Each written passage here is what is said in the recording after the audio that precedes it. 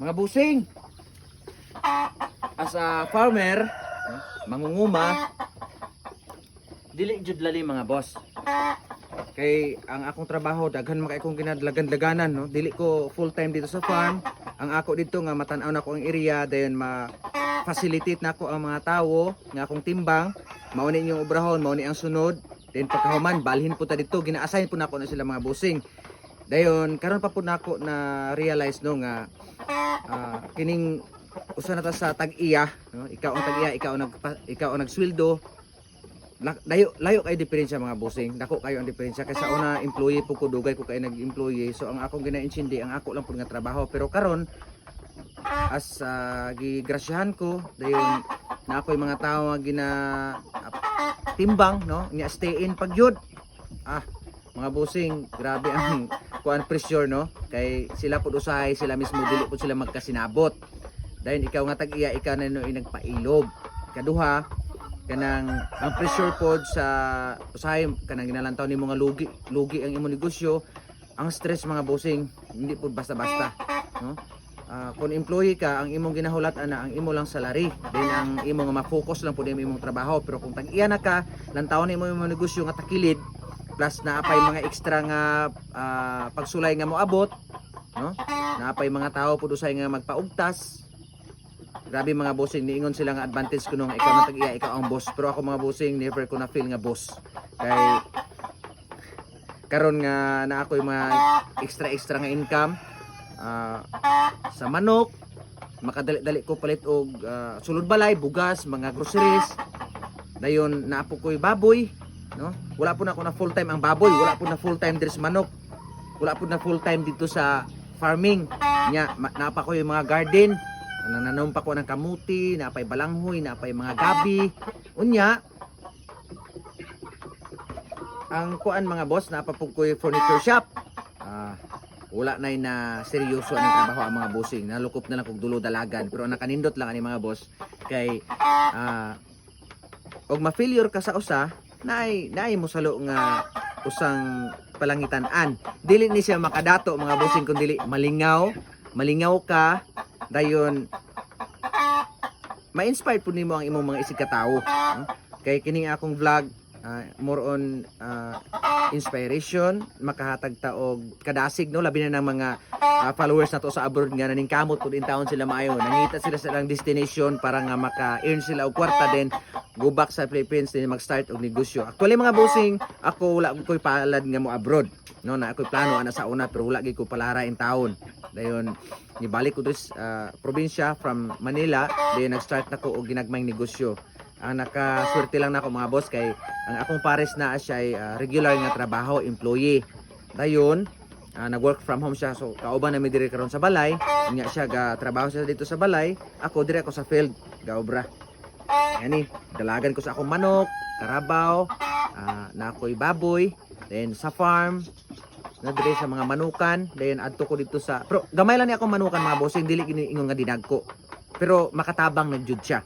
Dayon adto ko sa kuan, sa katubhan, adtuon ako ang mga tao, gainadlaw na sila mga bossing, pero wala na sila bantay, wala na sila kabo. Pinasagdaan ko na sila mga bossing, kay pinili ko na sila nga kana mga tao nga naay konsensya.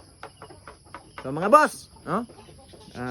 Sa akong mga followers, no, kinahanglan nga sipag at tiyaga lang gyud para nako nga gasweldo ko. Unya dili pud tawhay mga boss ang kanang ginatawag nato nga amo, no, pero para nako wala man ko nag-claim nga amo ko, kay murag maura man gyapon ug dili ko magtrabaho, no, dili man gyapon mahimpos. Kay ang ikaw nga amo, ikaw ang patakbo sa imong negosyo, ikaw ang nakakita og unsa nay itsura sa imong negosyo, o kini ba nga standing, o kini ba nga itsura makakwarta ba ko ani, o kini nga itsura malugi ko ani, no.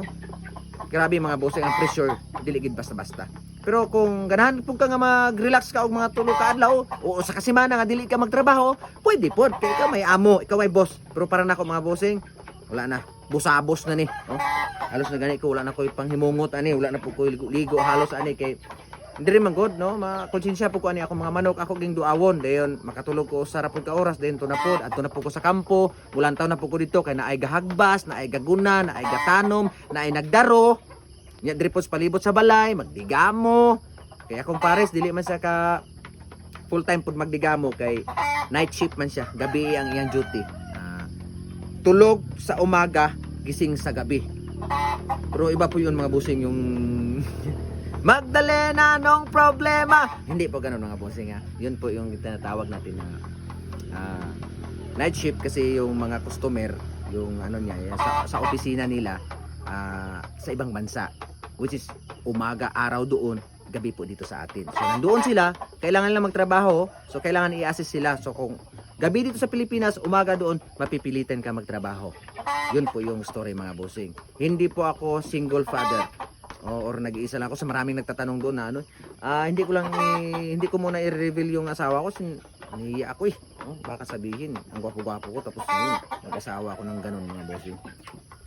Anyway, mga bossing, thank you so much, no? Sana po ma-appreciate niyo sa mga mag-start po magnegosyo mga bossing. Titingnan niyo po yung mga ano doon, yung mga ginagawa ko doon sa mga reels ko. Then pwede po kayo mag-personal message sa akin kung gusto niyo pong may itatanong kayo. Kung mayroon lang po ako isasagot at na-experience ko po mga bossing, hands-on ko 'yan. Wala po akong itatago sa inyo mga bossing. Life is so short, kailangan po natin mag-share into others. Share tayo ng mga ideas. Wala, yung mga hindi naman ako big company or small mga bossing, talagang ang liit-liit lang. Gusto ko lang talaga makashare, makatulong ako sa mga kagaya kong mahirap. So for today's video mga bossing, siguro mamahaw na po kay mas 9 naman siguro ni. Unya pagkahuman akong kaon, maato ko karabaw, magpalunang, dayon puli ko sa balay, mag-check up ko ani ako mga manok kay usahay mag-ilog ni sila sa pugaran. So ato ni silang iayuhon nga dili sila mag-away kay masayang itog mga buak. Perde na po ang negosyo mga bossing. Nana ko yung mga piso dire ready to sell na ni, pero sa man po kay puro inquiry kay ting piligado man karon. Ting bili tayo iring, no? Pigado kay mga bossing karon panahon na kay ato pangwarta. Nisulod na ang Berman, pero by November pa man po ang ting talapas dire sa mua. So ang kinabuhi dire sa probinsya, no? Kalabanan pare nako. Makakita-kita man ta ginagmay nga income, pero igo-igo lang pod. Mo na siya ginatawag nga one day millionaire, 1 year maintainer. Mga bossing, hinaut pa nga na-entertain mo sa akong mga ginagmay nga mga message, no? Muna siya akong daily life kada adlaw, yun mga bossing. Thank you so much.